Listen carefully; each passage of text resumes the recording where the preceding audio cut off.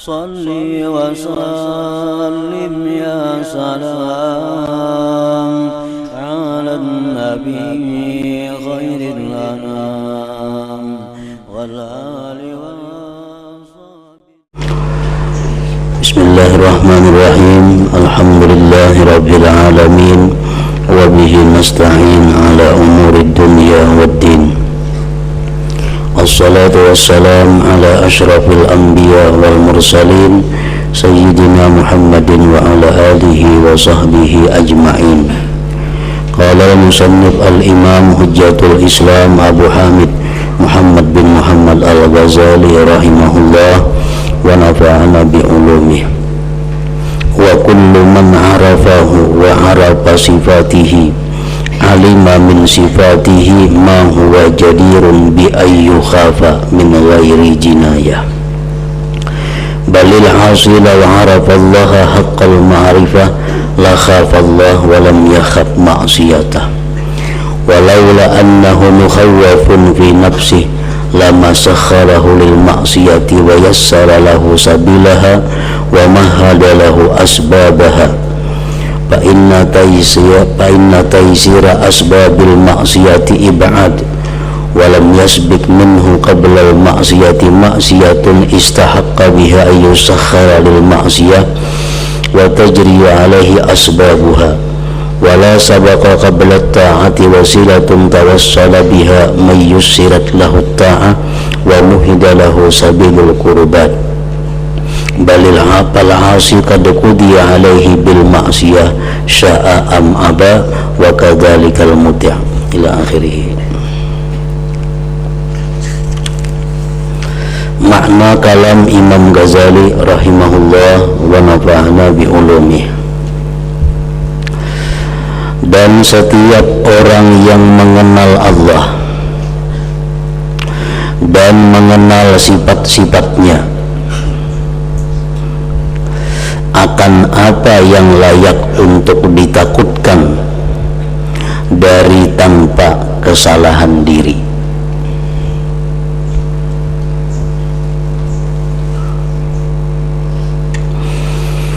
Maksudnya adalah orang yang mengenali Allah subhanahu wa ta'ala, orang yang mengenal sifat-sifat Allah ta'ala, dia pasti takut kepada Allah walaupun tanpa ada kesalahan daripada dirinya. Orang yang ma'rifat kepada Allah, yang ma'rifat kepada sifat Allah, dia pasti takut kepada Allah walaupun sebenarnya dia tidak melakukan maksiat.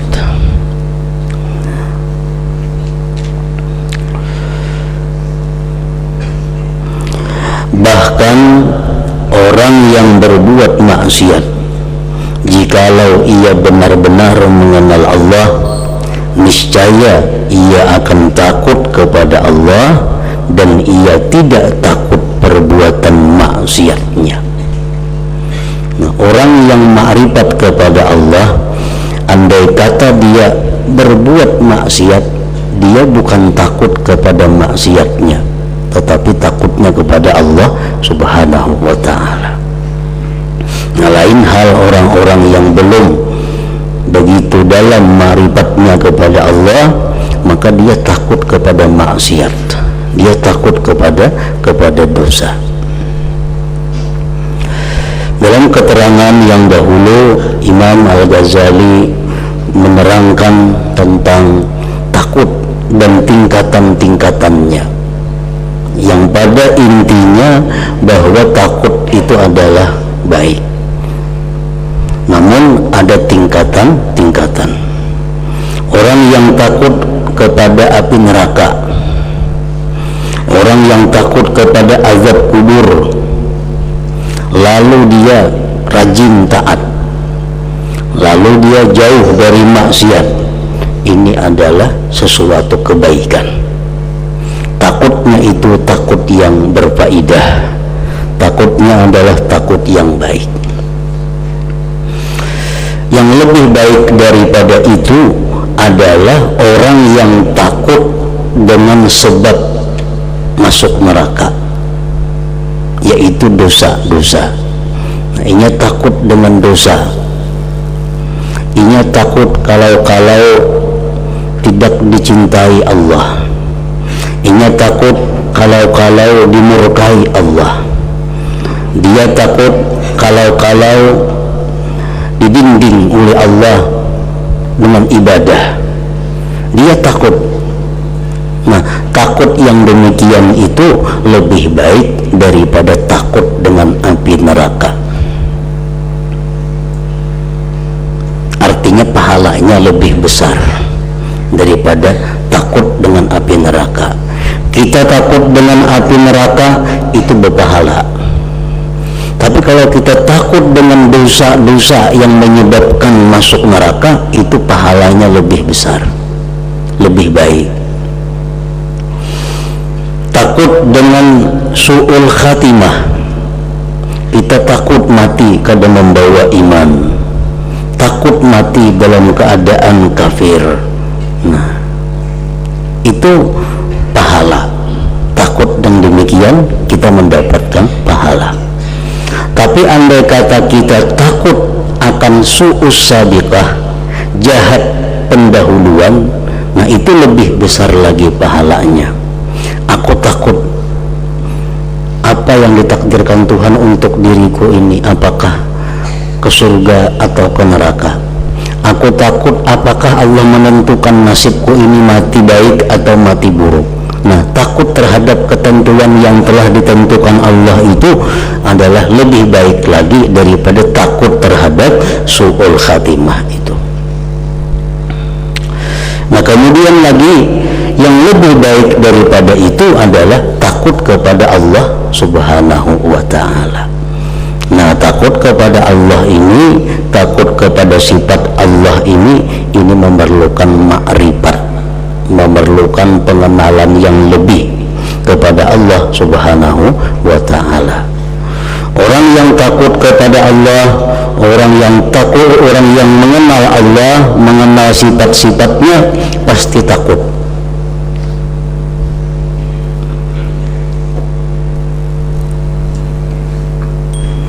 Allah Maha menyiksa, Allah Maha besar, Allah Maha agung, Allah Maha perkasa, Allah tidak peduli. Allah, ya, sifat-sifat keagungan kebesaran kita kenal, pasti kita takut kepada Allah walaupun kita sedang berbuat taat, walaupun kita sedang berbuat ibadah. Nah, jadi takut kepada Allah itu merupakan takut yang paling tinggi martabatnya. Bahkan orang yang berbuat maksiat, jikalau ia benar-benar mengenal Allah, niscaya ia akan takut kepada Allah dan ia tidak takut kepada perbuatan maksiatnya itu.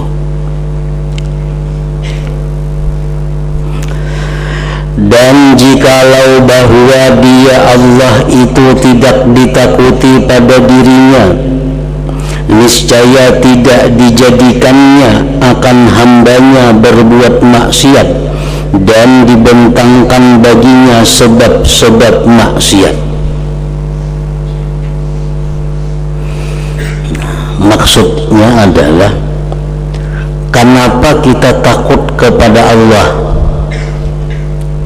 bukan kepada maksiat itu? Dijelaskan oleh Imam Ghazali, takut kepada Allah lebih baik daripada takut kepada maksiat. Nah, sebabnya karena Allah yang menjadikan hamba itu maksiat, karena Allah yang memudahkan jalan-jalan maksiat itu. Jadi lebih baik kita takut kepada Allahnya daripada takut kepada maksiat itu. Karena maksiat itu ciptaan Allah. Maksiat adalah ciptaan Allah. Jadi kalau kita takut kepada maksiat, kita masih takut kepada ciptaan Allah, walaupun itu sudah baik. Tetapi andai kata kita bisa takut kepada yang menciptakannya, yaitu Allah, nah lebih baik lagi. Maka sesungguhnya kemudahan sebab-sebab maksiat itu, orang yang dimudahkan Allah sebab-sebab maksiat, bila inya nih hendak menggawi maksiat selalu tagawi, bila inya ada niat hendak melakukan maksiat selalu mudah jalan-jalannya. Nah, maka sesungguhnya kemudahan sebab-sebab maksiat itu adalah menjauhkan daripadanya Allah Subhanahu wa ta'ala.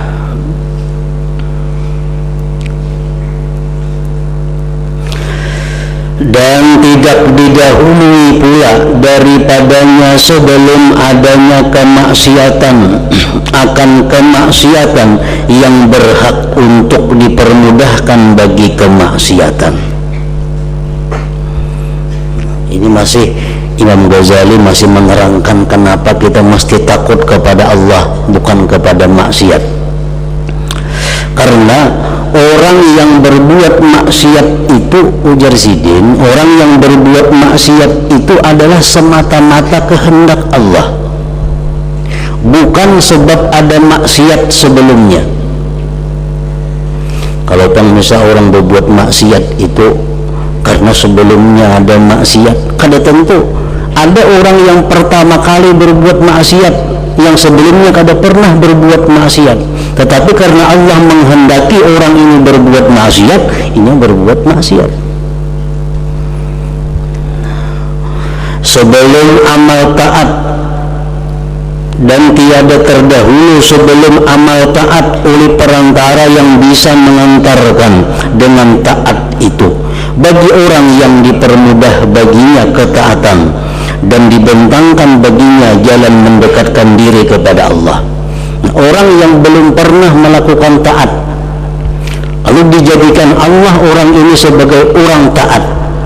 Nah, taatnya dia itu bukan karena ada ketaatan sebelumnya, tetapi karena semata-mata Allah menghendaki orang ini taat kepada Allah.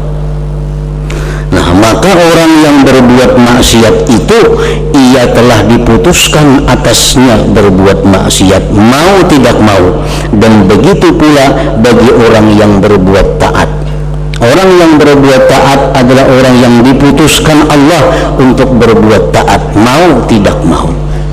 Nah, jadi di situ dengan jelas kita mestinya takut itu kepada Allah, karena semuaan itu adalah keputusan Allah.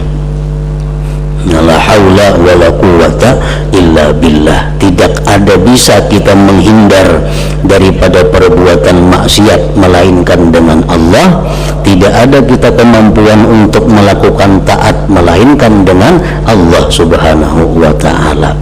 Nah, oleh karena itu orang-orang yang ma'rifat kepada Allah, mereka takutnya itu kepada Allah, bukan kepada maksiat, bukan kepada neraka, bukan kepada su'ul khatimah, bukan kepada su'us sabika.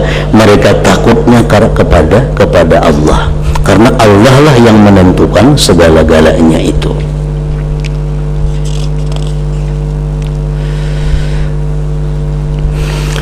Maka yang mengangkat Nabi Muhammad sallallahu alaihi wasallam ke tingkat yang paling tinggi, a'la illiyin, dari tanpa jalan perantara yang mendahului daripada sebelum adanya. Nah, Nabi Muhammad itu contohnya. Nabi Muhammad ini diangkat Allah kepada derajat yang paling tinggi, sehingga beliau menjadi paling afdal manusia. Itu bukan karena usaha dari Nabi kita, bukan karena ilmu yang ada pada Nabi kita, bukan karena ada amalan dari Nabi kita, sehingga Nabi diangkat Allah menjadi manusia paling tinggi. Nah, jadi Nabi kita itu diangkat oleh Allah menjadi manusia yang paling mulia semata-mata karena itu memang keputusan Allah demikian, bukan bukan karena ada amalan Nabi kita yang hebat kadada. Dan yang merendahkan Abu Jahal pada tingkat yang paling rendah dari tanpa kesalahan yang mendahuluinya sebelum adanya. Nah, Abu Jahal itu ditentukan Allah pada masa azali jadi manusia paling hina, padahal Abu Jahal belum bersalah lagi.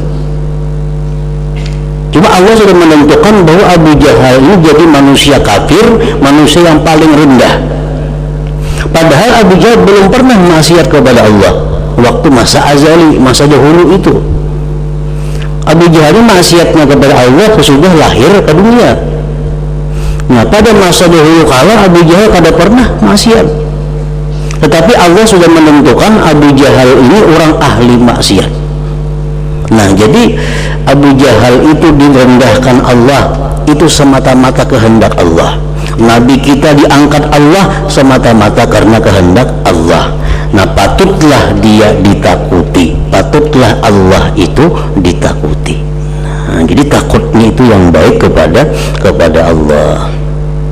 Kalau kita takut dengan maksiat, itu dikhawatirkan kalau kita sedang taat kita bisa kada takut kepada Allah. Nah, itu khawatirnya. Sedang baca Quran, sedang sembahyang, kita bisa kada takutan lawan Tuhan karena takutnya hanya kepada maksiat. Tapi kalau kita takutnya kepada Allah, dalam keadaan taat, dalam keadaan apapun, kita selalu takut kepada Allah.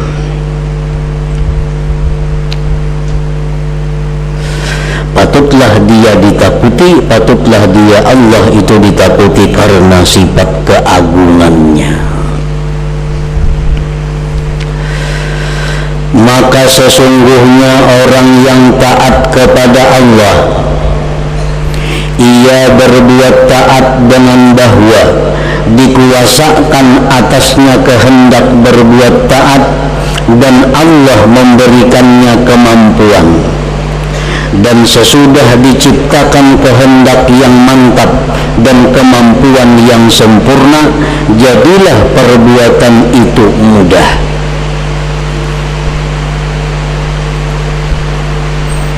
Orang yang berbuat taat, kita nih misal berbuat taat karena sudah ditentukan oleh Allah kita ini taat, dan diberi Allah bukan kita kemampuan untuk taat. Diciptakan Allah kehendak di dalam hati kita untuk taat. Dimudahkan Allah kepada kita sebab-sebab taat. Jadilah kita orang yang taat kepada Allah. Dan orang yang berbuat maksiat itu, ia berbuat maksiat karena telah dikuasakan atas dirinya kehendak yang kuat dan mantap, dan didatangkan kepadanya sebab-sebab dan kemampuan. Maka sesudah adanya kehendak dan diberikan kemampuan, jadilah perbuatan itu mudah. Orang yang dikehendaki Allah maksiat, orang yang dikehendaki Allah maksiat itu diciptakan Allah kehendak di dalam hatinya berbuat maksiat. Diciptakan Allah kemampuan inya untuk melakukan maksiat. Dimudahkan Allah pulang sebab-sebab untuk melakukan maksiat. Nah, jadilah terwujud itu maksiat tadi. Nah, jadi dengan jelas bahwa taatnya seseorang itu adalah daripada Allah Subhanahu wa ta'ala, dan maksiatnya seseorang itu pun sudah ketentuan Allah Subhanahu wa ta'ala. Allah yang menentukan taat atau maksiatnya kita. Nah, oleh karena itu kita hendaknya takutnya hanya kepada Allah.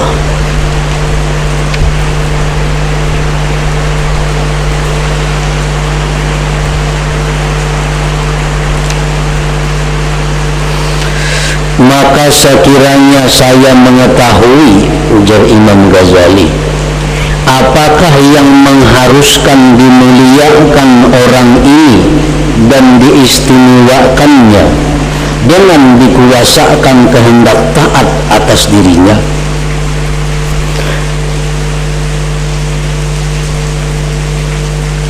Tahulah kita sebabnya Allah ini menetapkan kita ini orang yang taat. Tahulah kita sebabnya, kita kada tahu kenapa Allah menjadikan fulan orang yang taat, kenapa Allah menjadikan si fulan si B orang yang ahli maksiat. Kita kada tahu. Dan apakah yang mengharuskan dihinakannya orang yang lain dan dijauhkannya dengan dikuasakan atasnya pengajak-pengajak kemaksiatan atas dirinya? Dan bagaimana yang demikian itu diperlakukan bagi hamba? Dan apabila perlakuan itu dikembalikan kepada qada azali, keputusan Allah yang qadim, yang tanpa ada kesalahan dan tanpa wasilah, maka takut dari yang memutuskan dengan sesuatu yang dikehendakinya dan menghukumkan menurut yang dikehendakinya itu adalah sesuatu kekukuhan pikiran bagi setiap orang yang berakal. Jadi takut kita kepada Allah selaku yang memutuskan itu merupakan tanda akal kita yang kokoh ngarannya.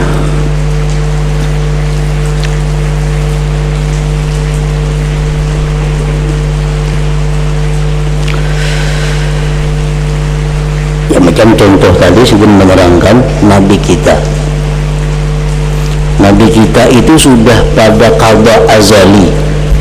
Nabi kita sudah sejak masa azali Allah menentukan Nabi kita ini orang yang paling tinggi kedudukannya di sisi Allah.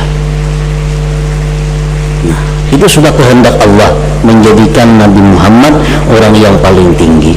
Padahal Nabi Muhammad kada punya amalan, kada punya apa-apa untuk jadi orang yang paling tinggi.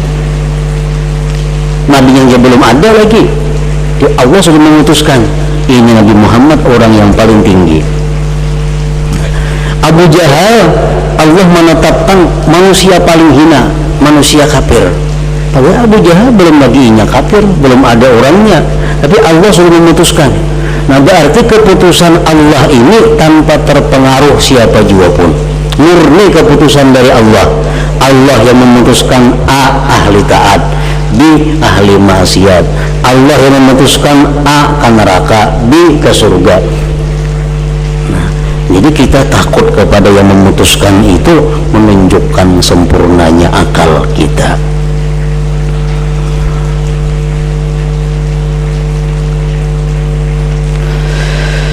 Dan di belakang pengertian ini adalah rahasia takdir yang mana tidak boleh menyebarkannya dan tidak mungkin memahami takut daripadanya pada sifat-sifatnya yang maha agung jalla jalaluh kecuali dengan contoh.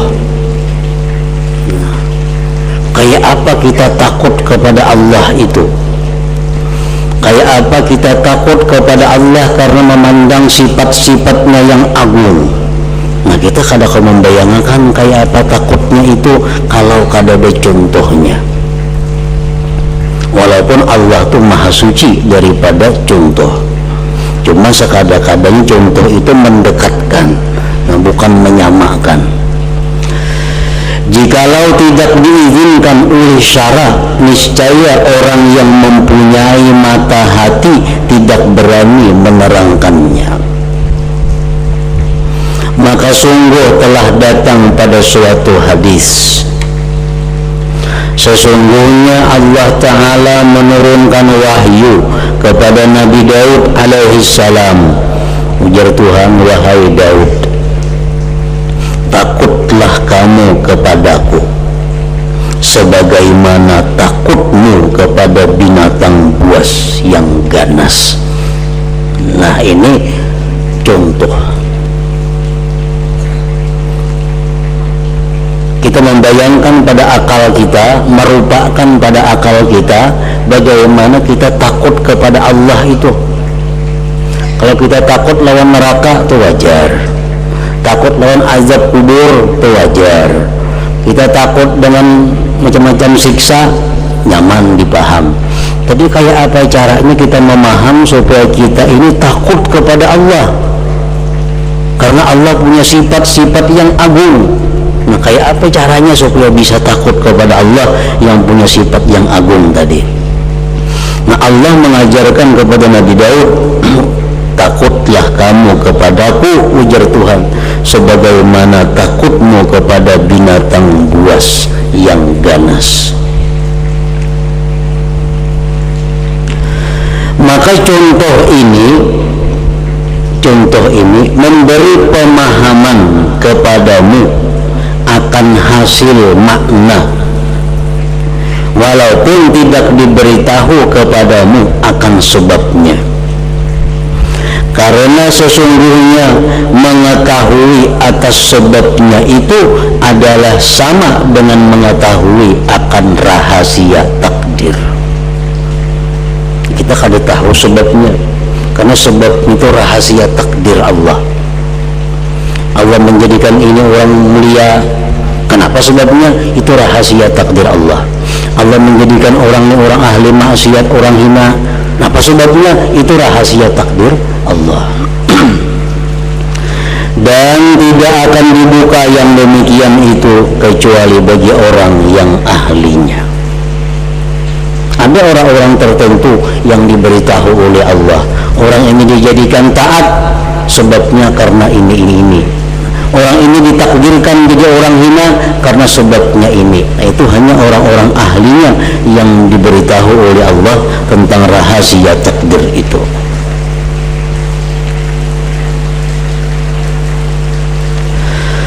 Walhasil bahwa binatang buas itu ditakuti. Ini kita contoh supaya kita bisa takut kepada Allah karena keagungannya, karena kebesarannya, karena kemuliaannya. Bandingannya ini binatang buas, bahwa binatang buas itu ditakuti. Harimau, singa, macan itu ditakuti, bukan karena ada kesalahan yang telah mendahuluimu kepadanya. Kita bertemuan harimau, kita takutan, padahal kita kada pernah salah lawan harimau. Kita kada pernah mengulu-uluinya, kada pernah memukulinya, kada pernah tagur sapa lawan inya. Begitu kita bertemu harimau, takutan kita. Kenapa? Maka ada salah. Nah, binatang buas itu ditakuti bukan karena ada kesalahan yang mendahuluimu kepadanya. Nah, binatang buas itu ditakuti bahkan karena sifatnya. Karena sifatnya, kekerasannya, serangannya, kesombongannya, dan haibahnya. Nah, demikian kita hanya takut kita kepada Allah itu bukan berarti kita ini karena banyak salah kepada Allah, bukan itu. Kita takut kepada Allah karena kebanyakan melanggar hukum Allah, bukan itu. Kita ini takut kepada Allah karena sifat Allah yang maha perkasa, sifat Allah yang maha tidak perlu kepada siapa juga pun. Sama kita takut kepada harimau, padahal kita kada pernah salah lawan harimau, tapi kita takut karena harimau punya sifat kekerasan, serangannya, kesombongannya, dan haibahnya. Dan karena bahwasanya ia binatang buas tadi bertindak semaunya dan tidak peduli jika ia membunuhmu, niscaya ia tidak ada rasa balas kasihan di dalam hatinya dan ia tidak merasa pedih dengan membunuhmu. Itu harimaunya kada peduli anak siapa, dia hendak memangsa, mangsanya. Habis mangsa menyasar harimau, ada enggak? Sedih kayaknya, ada enggak?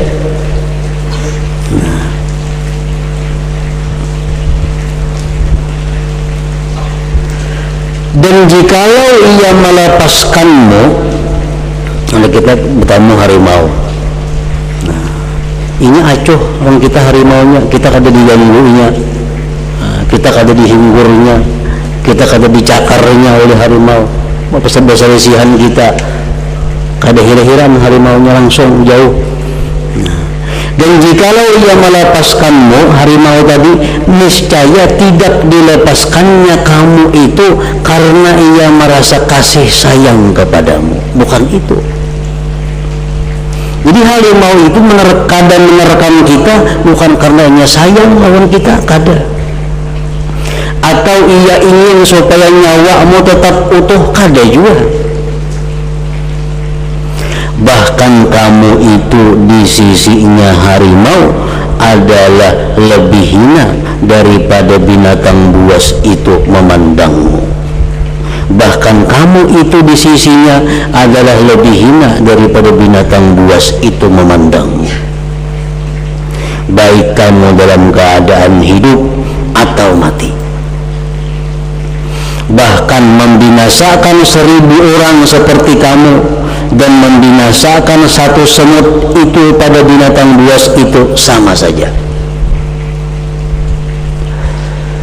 Karena yang demikian itu tidak mencidrakan pada alam kebuasannya dan tidak pula mengurangi pada apa yang disifatkan untuknya dari kemampuan dan serangannya.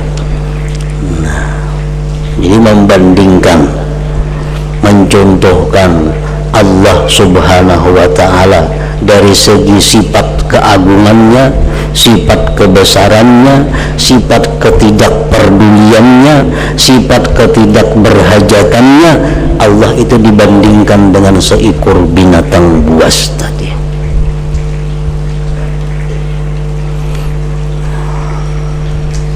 Allah kada peduli kita sembahyang, kita kada. Allah kalau ada urusan, kita hendak membaca Quran, hendak membaca majalah, hendak ada membaca, hendak berzikir, Allah kada terganggu. Nah, Allah kada peduli dengan itu. Kenapa? Karena Allah kada berhajat.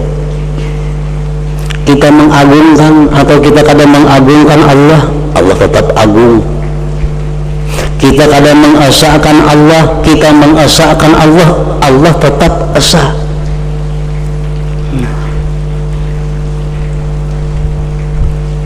Nah, jadi takut kepada Allah itu karena semata-mata sifat Allah, sifat yang mulia, sifat yang agung tadi.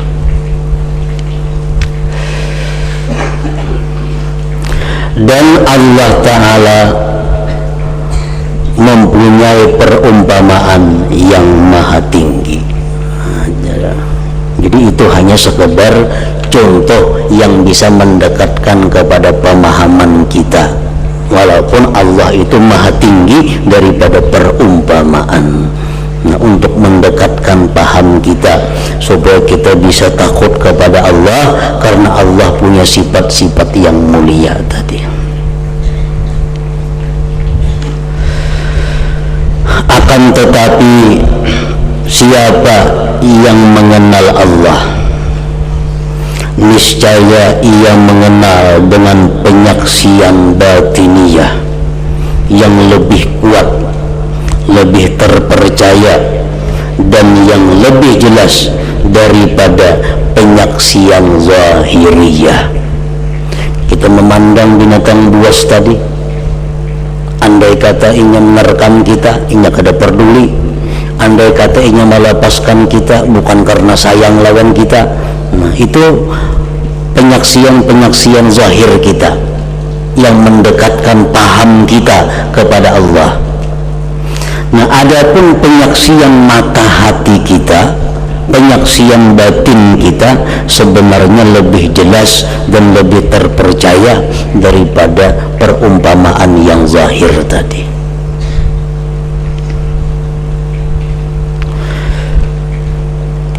sesungguhnya Dia maha benar Allah pada firman-Nya, mereka ini ke surga dan aku tidak memperdulikan, dan mereka itu ke neraka dan aku tidak memperdulikan.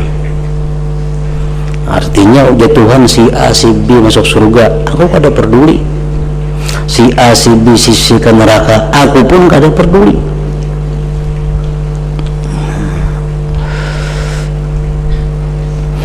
Nah, dengan alasan-alasan seperti itu menambah kuat pada pikiran kita, menambah dorongan agar kita ini dalam segala keadaan takutnya itu kepada Allah Subhanahu wa Ta'ala, takutnya kepada Allah. Walaupun dalam perjalanannya, dalam permulaannya, pertama kita takut masuk neraka, kita takut diazab di dalam kubur. Nah, itu pada permulaannya adalah sesuatu yang baik. Naik ke tingkat lebih tinggi, kita takut kepada dosa-dosa, takut kepada yang menyebabkan terputusnya kasih sayang Allah, takut kalau kita didinding Allah daripada ibadah, takut kita kada diberi Allah taufik dan hidayah. Nah, itu sudah ada kemajuan. Nah, yang lebih baik, yang paling tinggi bukan lagi takut kepada yang demikian, tapi takutnya kita hanya kepada Allah. Kenapa kita takut kepada Allah? Karena yang menentukan, yang memutuskan baik kadanya kita itu adalah Allah, bukan yang lainnya.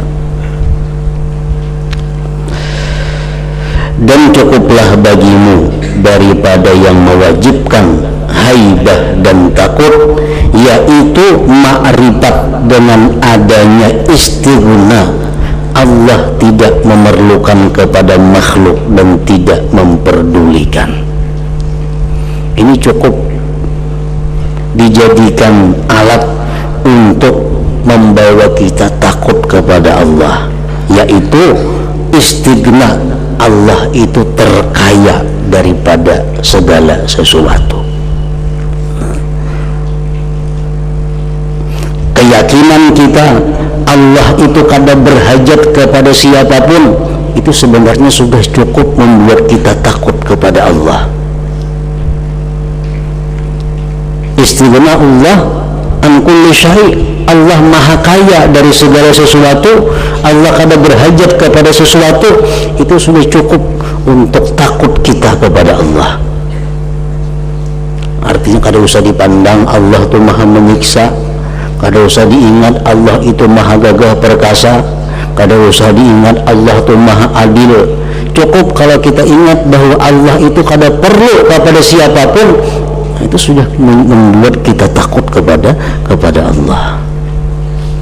Dan cukuplah bagimu daripada yang mewajibkan haibah, memastikan haibah dan takut, yaitu ma'rifat dengan adanya istighna. Allah tidak memerlukan kepada makhluk dan tidak memperdulikan. Nah, kemudian tingkat kedua dari orang-orang yang takut,